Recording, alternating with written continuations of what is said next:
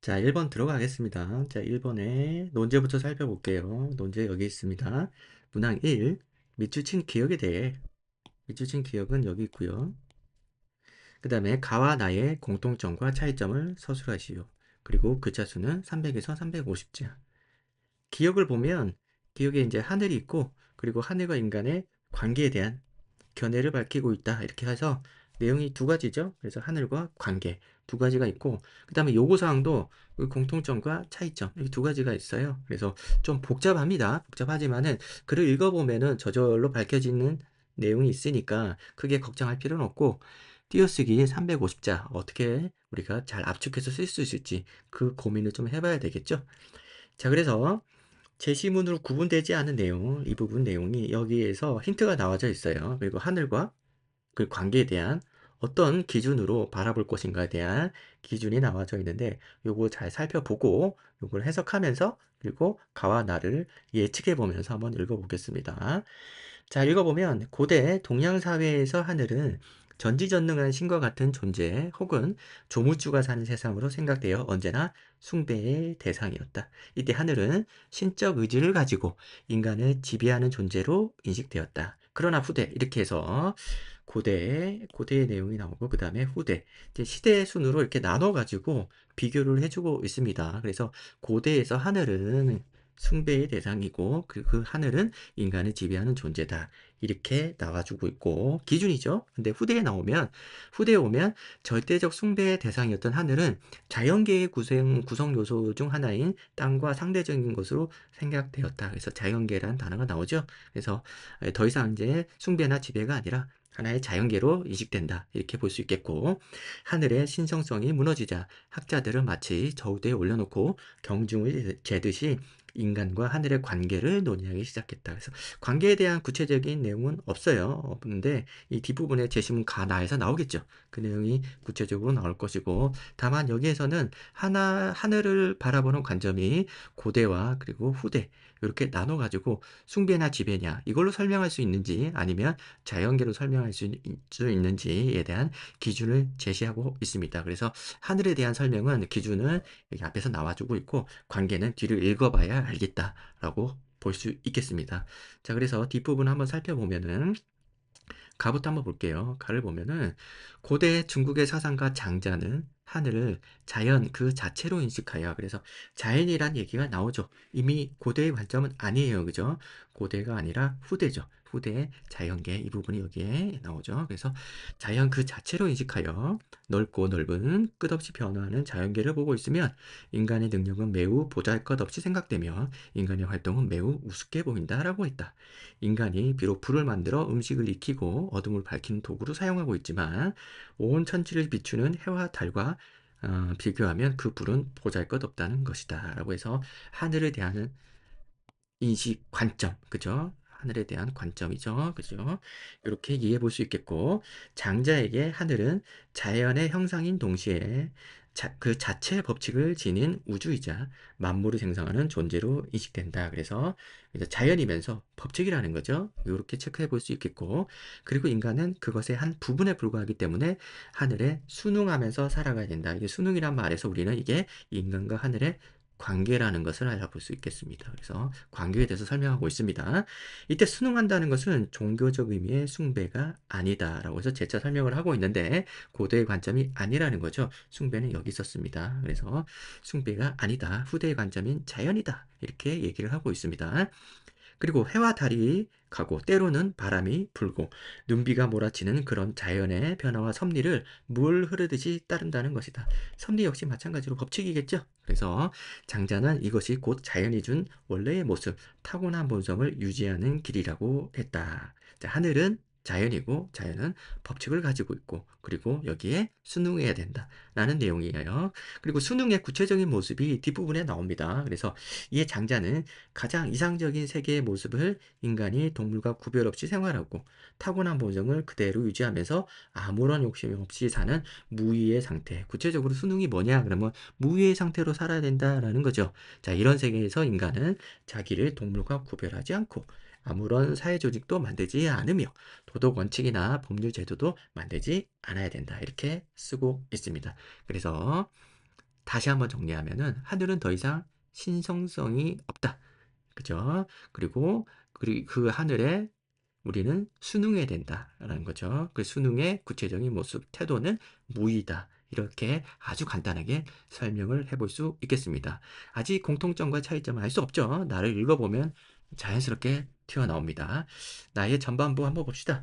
고대 중국에서는 요 임금이 치수에 힘썼기 때문에 9년 동안 홍수가 계속되었지만 백성들은 물고기나 자라의 밥이 되지 않을 수 있었고 탕 임금이 구왕에 힘썼기 때문에 비록 7년 동안 가뭄이 계속되었지만 들에는 굶어 죽은 시체가 없었다.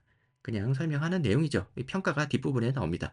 자, 인간이 하늘을 제어할 수 있다는 견해는 바로 이런 상황을 두고 나온 것이다. 그래서 평가죠. 하늘에 대한 요런 내용들에 대한 평가. 제어할 수 있다 하는 이런 내용이죠. 물론 요나 탕 임금이라고 해서 홍수나 가뭄을 어떻게 막아볼 도리는 없었다. 인간은 가을이나 겨울이 오는 것을 막을 수 없다. 막을 수 없고 그 다음에 물이나 불, 쇠나 나무의 자연적 성질도 바꿀 수 없다. 그래서 하늘은 하늘대로의 법칙을 가지고 있기 때문이다라는 거죠. 그렇다고 해서 하늘이 어떤 의지나 의도를 가지고 인간을 지배하는 것은 아니다라는 겁니다. 그래서 법칙, 지배. 법칙이라는 말은 위에 제시문 가에서도 법칙이라는 말이 나오잖아요. 그죠? 그래서 여기 법칙이 나오고 여기서 법칙이라고 설명하고 있기 때문에 하늘을 인식하는 우리의 관점은 하늘이 자연의 하나 법칙이다라는 공통점을 가지고 있다는 거고 그 다음에 위에서는 숭배하지 않는다라고 했고 여기서는 인간을 지배하지 않는다. 이 지배라는 단어는 고대의 하늘을 바라보는 관점에서 지배라는 단어가 이렇게 나오죠. 앞에서는 가에서는 숭배라는 단어로 설명되고 뒤에서 나에서는 지배라는 단어로 이렇게 하늘을 바라보는 관점이 설명이 됩니다. 그래서 지배 이렇게 나올 수 있겠죠. 그래서 여기서 하늘을 바라보는 관점, 하늘이 뭐냐 도대체 자연의 법칙이다라는 거죠. 그리고 그것을 제어할 수 있다라는 견해가 뒷부분에 자세하게 설명이 됩니다. 그래서 하늘에 대한 인간과 하늘에 대한 관계는 여기서 설명이 되고 있겠죠. 당나라 때의 문인 유우석은 인간이 다른 동물과 달리 지혜를 가지고 있기 때문에 자연현상이나 자연법칙을 인식할 수 있으며 나아가 그것들을 인간을 위해 활용할 수 있다 이렇게 쓰고 있습니다. 그래서 그 활용의 구체적인 내용은 인간은 물의 해로운 측면을 피하면서 그것을 관계에 사용하고 불의 열기가 아무 것이나 태우지 못하도록 막으면서 그 빛을 활용한다 이렇게 설명하고 있습니다. 그래서 인식할 수 있고 그것을 활용할 수 있다라는 내용은 제시문 가에서 나오는 그냥 수능하자 아무것도 하지 말자 구별하지 말고 만들지 말자라는 내용과 아, 차별점이 되겠죠. 그래서 공통점은 전반부에 나오고 전반부에서 자연이다 그리고 그것은 법칙이다 라는 것이 하늘을 바라보는 우리의 관점 제시문 가와 나의 공통점이고 그러나 그러한 하늘을 그 법칙을 따르자 그대로 순응하자 따르자는 것이 제시문 가의 내용인데 반면에 나에서는 그것을 활용해보자 라는 것이 나의 관계에 대한 내용이라 이 부분은 차이점이라 볼 수 있겠습니다. 다시 한번 우리가 이제 앞으로 돌아가면은 하늘과 제시문 기억이죠. 하늘과 그리고 하늘과 인간의 관계 이 부분은 하늘은 공통적인 거죠. 공통점에 대한 내용 대상이 되겠고 이 관계 이것은 차이점이라는 것을 이제 읽으면서 자연스럽게 알게 되었습니다. 자, 이렇게 공통점과 차이점을 각각 서술을 하면 되는데 우리가 이제 대학에서 발표한 답안과 그리고 선생님이 직접 쓴 답안들을 한번 비교해 보겠습니다. 자, 한번 보시면은 대학의 답안을 먼저 볼게요. 대학 측의 답안을 보면은 가와 나는 하늘을 신적 존재가 아니라 이 부분이죠. 이 부분. 잠깐 왜 안 보이니?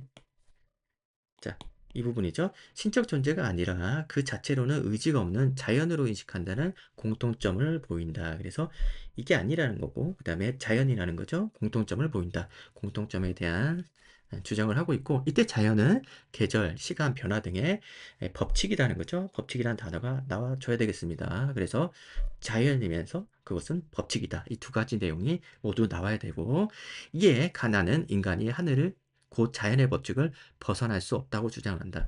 여기까지 쓸 수 있으면 더 좋긴 하겠어요. 그래서 이 내용이 나와줘야 되고, 그러나 가에서는 그 법칙을 벗어나지 않는 것이 이상적 세계에 이르는 길이라고 언급함으로써 이것은 수능이죠. 이 단어가 나와줘야 되겠고, 그 다음에 나에서는 인간이 자연 법칙을 벗어날 수 없지만 그것에 대처할 수 있다. 이 대처는 활용, 이 단어가 나와주면 되겠어요.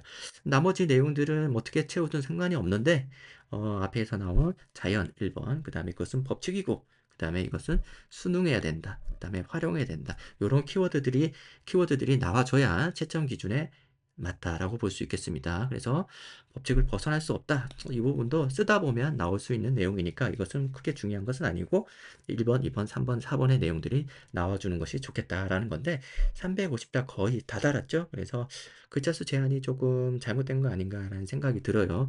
여기서 347자지만 뺄 수 있는 내용이 거의 없어요. 거의 없고 오히려 조금 부족하다고 볼 수 있는 부분도 있고 해서 선생님이 다시 썼습니다. 이 다시 쓴 내용이 이 부분이 되는데 이 부분은 400자 정도가 돼요. 그래서 글자 수 기준으로서는 맞진 않지만은 그래서 글의 개요, 그다음에 어떻게 글을 쓰는지를 참고할 만한 내용으로 다시 한번 써봤습니다. 그래서 첫 번째 문단에서는 공통점을 쓰고 있어요. 그래서 가나는 하늘이 숭배의 대상이거나 지배하는 존재로 보지 않는다라고 해서 키워드를 이렇게 봤습니다.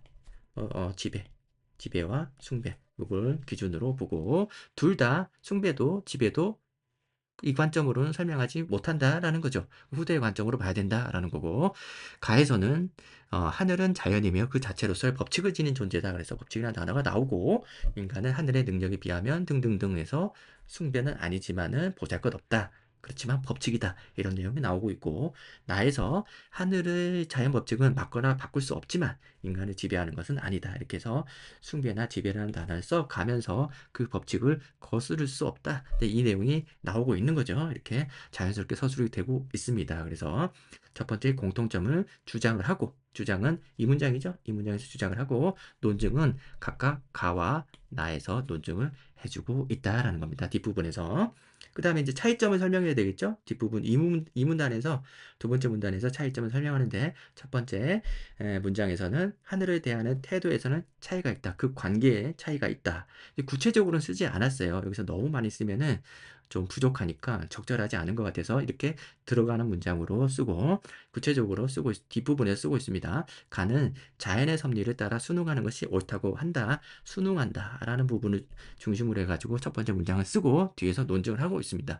타고난 본성을 따라 무의의 상태로 인간과 동물을 구별하지 않고 조직이나 도덕 원칙을 만들지 말라고 조언한다. 그 다음에 반면에 나는 자연을 제어할 수 있다고 주장한다. 이렇게 쓰고 그 다음에 자연 법칙을 등등등 하면서 활용 요 단어를 쓰고 있습니다. 그래서 선생님이 쓴 답안과 뒤에 예시 답안과의 차이는 여기 무의 정도가 되겠어요. 무의 정도가 되겠고 조금 더 엄밀하게 구분을 하고 있죠. 첫 번째 문단과 두 번째 문단 각각 공통점의 주장과 논증 그리고 차이점의 주장과 논증을 쓰고 있으면서 무의를 추가적으로 쓰고 있는 부분이 좀 다른데 우리가 한번 살펴보면은 문제에서 제시문 가를 보면은 첫 번째 문단과 두 번째 문단, 세 번째 문단이 있어요. 이 세 번째 문단에서 무의가 나오는데 세 번째 문단에 무의를 쓰지 않을 거면은 이 부분은 아예 그냥 생략해도 되는 것 아니겠어요? 그죠? 그래서 굳이 세 번째 문단을 쓰면서 무의를 빼먹는 것은 조금 아쉽지 않나라는 생각이 들어요. 그래서 온전하게 우리가 이 제시문의 내용을 모두 활용한다는 관점에서는 이 글을 썼으면 좋겠다라는 그런 생각이 들어서 제시문의 이 답안을 다시 한번 써봤습니다. 그래서 한번 비교를 해보시고, 선생님이 쓴 답안의 개요 있죠? 개요. 공통점의 주장 쓰고 논증하고 차이점의 주장 쓰고 논증하고 그리고 논증하는 과정에서 키워드를 다 쓰고 그 다음에 제시문의 내용을 모두 활용한다는 관점에서 이렇게 쓰고 있구나라는 것을 한번 확인해 보면서 본인의 답안과 한번 비교해 보시면 좋겠습니다. 네, 1번 문제는 여기까지 할게요.